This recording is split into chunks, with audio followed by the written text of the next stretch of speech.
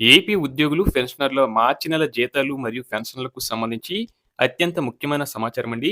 ఇక ఏపీ ఉద్యోగులు, ఉపాధ్యాయులకు సంబంధించిన మార్చి నెల జీతాల బిల్లులు వెయిటింగ్ ఫర్ ఫండ్ క్లియరెన్స్‌లోకి వెళ్తున్నాయి.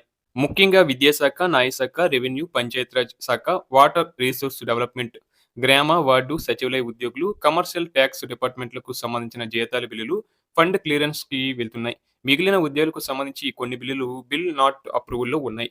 ఇక పెన్షనర్లకు సంబంధించిన పే స్లిప్‌లు ఈరోజు అర్ధరాత్రి నుండి జనరేట్ అయ్యాయి.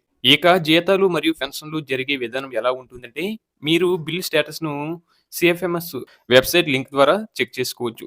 అలాగే సీఎఫ్ఎంఎస్ మరియు ఈక్యూబేర్ మధ్య తేడాలు తెలుసుకోండి. సీఎఫ్ఎంఎస్ ఇది ఆంధ్రప్రదేశ్ ప్రభుత్వ ఆర్థిక నిర్వహణ సాఫ్ట్‌వేర్. ఇది రాష్ట్ర ప్రభుత్వం ఉపయోగించే అంతర్గత వ్యవస్థ. ముఖ్యంగా సీఎఫ్ఎంఎస్ పని ఏంటంటే, జీతాల బిల్లులు తయారు చేయడం, పెన్షన్ బిల్లులు ప్రాసెస్ చేయడం, బడ్జెట్ కంట్రోల్, ట్రెజరీ ఆమోదం, అలాగే బిల్లులు పరిశీలన, అప్రూవల్. అంటే data entry, approval, financial control మొత్తం సీఎఫ్ఎంఎస్‌లో జరుగుతుంది.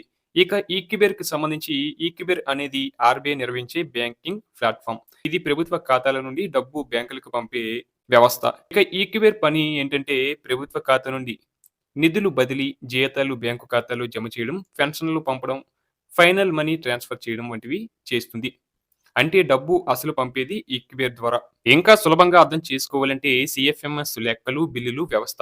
ఈక్యూబేర్ అనేది డబ్బు పంపే బ్యాంక్ వ్యవస్థ అని అర్థం చేసుకోవచ్చు. మొత్తంగా చూస్తే ఈ ప్రాసెస్ మొత్తం జరిగి ఈ నెల జీతాలు, పెన్షన్లు బిల్లులు ఏప్రిల్ 3వ తేదీన కదలిక వచ్చి ఏప్రిల్ 4వ తేదీన జమ కావడానికి అవకాశం ఉంది.